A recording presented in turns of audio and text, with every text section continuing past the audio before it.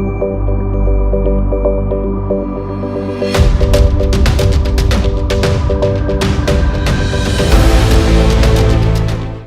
आप देख रहे हैं द एंगल। मैं हूं आपके साथ दीपाली माधुरी। बुलेटिन की शुरुआत करते हैं हेडलाइंस के साथ।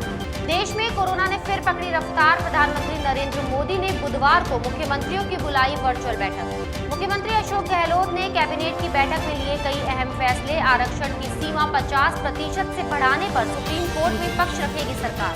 सांसद हनुमान बेनीवाल ने लोकसभा में उठाया रेलवे के निजीकरण का मुद्दा। मंडौर एक्सप्रेस का नाम वीर तेजाजी के नाम से करने की मांग। फोन टैपिंग मामले में विपक्ष ने उठाई सीबीआई जांच की मांग। उप मुख्य सचेतक महेंद्र चौधरी ने कहा, सरकार सदन में दे चुकी है लिखित बयान। ब्रिटेन के प्रधानमंत्री बोरिस जॉनसन अप्रैल के आखिर में भारत दौरे पर आएंगे। बोरिस जॉनसन की इस यात्रा का एक अहम मकसद चीन पर नजर रखना भी है। भारत ने बोरिस जॉनसन को अपने 72वें गणतंत्र दिवस पर मुख्य अतिथि के तौर पर आमंत्रित किया था, लेकिन ब्रिटेन में कोरोना वायरस के बढ़ते मामलों की वजह से उन्होंने अपना भारत दौरा रद्द कर दिया था। यूरोपीय संघ से ब्रिटेन के बाहर निकलने के बाद बोरिस जॉनसन की ये पहली बड़ी अंतर्राष्ट्रीय यात्रा होगी। इसकी जानकारी पीएम जॉनसन के कार्यालय ने दी है। देश भर में कोरोना वायरस के नए मामलों ने एक बार फिर से रफ्तार पकड़ ली है। स्थिति लगभग बीते साल जैसी ही हो गई है। भारत में रोजाना आने वाले कोरोना के नए मामलों की संख्या 26,000 को एक बार फिर से पार कर गई है। स्थिति को देखते हुए एक बार फिर से प्रधानमंत्री नरेंद्र मोदी ने 17 मार्च को मुख्यमंत्रियों संग बैठक बुलाई है। ये बैठक वर्चुअल होगी और दोपहर 12:30 बजे से शुरू होगी। इससे पहले प्रधानमंत्री मोदी ने मुख्यमंत्रियों के साथ कई बार बैठक कर चुके हैं। इस बैठक में पीएम मोदी कोरोना के बढ़ रहे मामलों के साथ साथ टीकाकरण की रफ्तार की भी समीक्षा कर सकते हैं। गाजीपुर बॉर्डर पर किसान होली की तैयारियों में जुटे हुए हैं। किसानों का कहना है कि बीते 1.5 महीने से बॉर्डर पर ही उन्होंने अपने सभी त्योहार मनाए। इसी प्रकार होली भी यही मनाई जाएगी। इसके तहत सभी तैयारियां की जा चुकी है। भारतीय किसान यूनियन युवा के राष्ट्रीय अध्यक्ष चौधरी गौरव टिकैत ने बताया कि इस बार देश की सबसे बड़ी ऐतिहासिक होली गाजीपुर बॉर्डर पर मनाई जाएगी। उन्होंने बताया कि 17 मार्च को बॉर्डर पर महापंचायत का आयोजन किया जा रहा है। ये पंचायत इस बार गाजीपुर बॉर्डर पर होने जा रही है। अग्रिम रणनीतियां इस पंचायत में ही बनाई जाएगी। पश्चिम बंगाल विधानसभा चुनाव के बाद विपक्षी दलों को एक मंच पर लाने की मुहिम नए सिरे से शुरू होगी।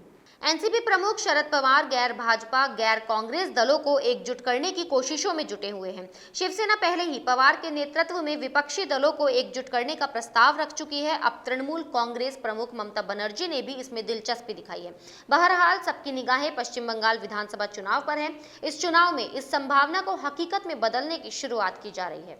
भारत में कोरोना वायरस के नए मामलों में कमी देखने को मिली है। स्वास्थ्य मंत्रालय की ओर से जारी ताजा आंकड़ों के मुताबिक पिछले 24 घंटे में 24,492 नए कोरोना मामले सामने आए हैं। इसके साथ ही संक्रमण के कुल मामले 1 करोड़ 14 लाख हो गए हैं। इस दौरान 131 लोगों की मौत हुई। देश में अब तक 1,58,856 लोगों की जान इस वायरस की वजह से जा चुकी है। अब तक 1,10,27,543 लोग कोरोना वायरस को मात देने में सफल रहे हैं।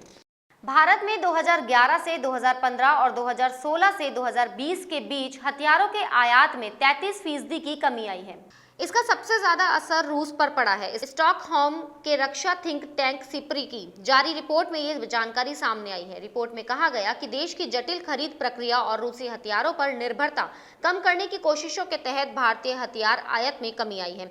पिछले कुछ सालों में भारत ने घरेलू रक्षा उद्योग को बढ़ावा देने के लिए कई उपाय किए हैं ताकि सैन्य साजो सामान के आयात पर निर्भरता कम हो सके। मुख्यमंत्री अशोक गहलोत की अध्यक्षता में राज्य कैबिनेट और राज्य मंत्रिमंडल की बैठक में कई महत्वपूर्ण निर्णय लिए गए। मंत्रिमंडल ने राजस्थान के 12 जिलों में 17 नई नगर पालिकाओं के गठन के लिए अधिसूचना के प्रस्ताव को स्वीकृति दे दी है। इसके साथ ही ये निर्णय भी लिया गया है कि राज्य सरकार सुप्रीम कोर्ट में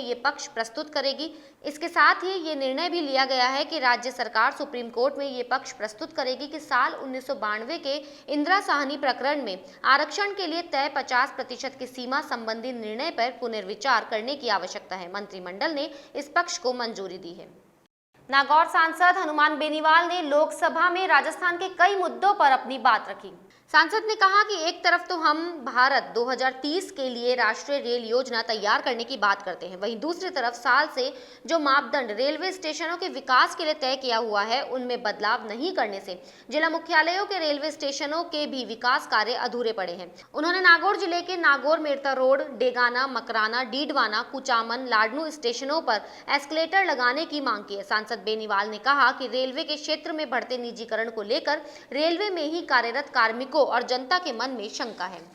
प्रदेश में बढ़ती दुष्कर्म की घटनाओं को लेकर विपक्ष सरकार पर हमलावर है। इस पर उप मुख्य सचेतक महेंद्र चौधरी ने कहा कि दुष्कर्म की घटनाएं तो पूरे देश में हो रही है। उन्होंने कहा कि प्रदेश सरकार संवेदनशील है। सरकार ने कल की घटना पर तुरंत एक्शन लिया था। राजस्थान के इतिहास में इतना त्वरित एक्शन किसी सरकार ने नहीं लिया। इससे लोगों को सबक मिलेगा। फोन टैपिंग मामले पर उन्होंने कहा कि अगर विपक्ष सीबीआई जांच की मांग कर रही है तो करने दो। सरकार ने अपना लिखित बयान सदन में दे दिया है। प्रदेश में पश्चिमी विक्षोभ का असर है, जिसके कारण प्रदेश के कई इलाकों में हल्की बरसात हो सकती है।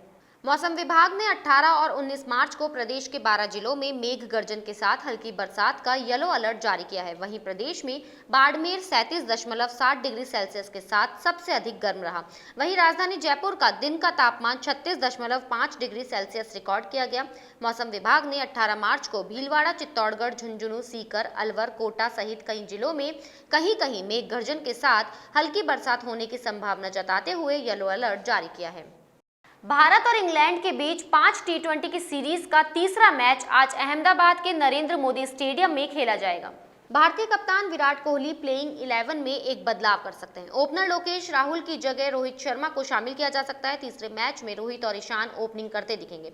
वहीं English team 2 spinners Adil Rashid और मोइन अली के साथ उतर सकती है। दूसरा मैच हारने के बाद इंग्लैंड के कप्तान इयान मॉर्गन अपनी टीम की प्लेइंग 11 में 2 बदलाव कर सकते हैं। टॉम करन की जगह बॉलर मार्क वुड को मौका मिल सकता है। बुलेटिन में फिलहाल इतना ही। अगर आपको हमारा वीडियो पसंद आया हो तो हमारे चैनल को सब्सक्राइब करना ना भूलिएगा।